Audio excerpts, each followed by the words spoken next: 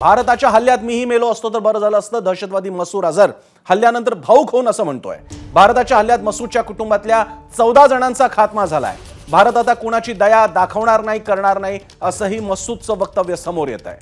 मसूद अझहर हा यापूर्वीच्या अनेक दहशतवादी कृत्यांसाठी भारताला हवा आहे। पाकिस्तानने सध्या त्याची बडदास्त ठेवलेली आहे, मात्र त्याच्या जवळपास 14हून जास्त कुटुंबियांना या ऑपरेशन सिंदूरद्वारे भारतीय सेना दले वायुदलांनी यमसदनी पाठवलंय आणि त्यामुळे त्याची ही भावना समोर येते। आपल्या प्रतिनिधी भारती सहस्त्रबुद्धे आपल्या सोबत आहेत। भारती, प्रसन्न, आता ही सगळी कारवाई झाल्यानंतर एक पत्र पुढे आलंय मौलाना मसूद अझरचं, ज्यात तो म्हणतो आहे की मी सुद्धा मेलो असतो तर बरं झालं असतं। अगदी याच पद्धतीने त्याने कितीतरी शेकडो लोकांचे जीव घेतले आहेत आणि आज आता मसूद अझर अशा पद्धतीचं वक्तव्य करतोय। याला कारण आहे आज झालेला हा जो एअर स्ट्राईक आहे।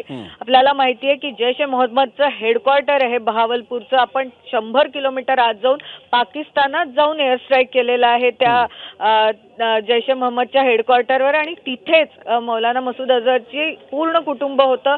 14 लोक त्यातले ठार झाले आणि जी माहिती आपल्याकडे आलेली आहे त्यानुसार आणखीन 5 ते 6 जण गंभीर जखमी झाले, ज्यांना हॉस्पिटलमध्ये भरती करण्यात आलेलं आहे। ठार झालेल्या लोकांमध्ये त्याची मोठी बहीण आहे, भावाचा मुलगा आहे आणि जो भाऊ आहे असगर, जो सुद्धा खूप मोठा दहशतवादी आहे, तो सुद्धा गंभीर जखमी झालाय। त्यामुळे आता मौलाना मसूद अझरचं पूर्ण कुटुंबाचा खात्मा करण्यात यश आलेलं आहे आपल्या या एअर स्ट्राईकच्या माध्यमातून।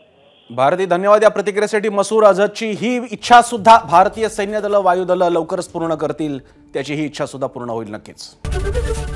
एबीपी माझा, उघडा डोळे बघा नीट।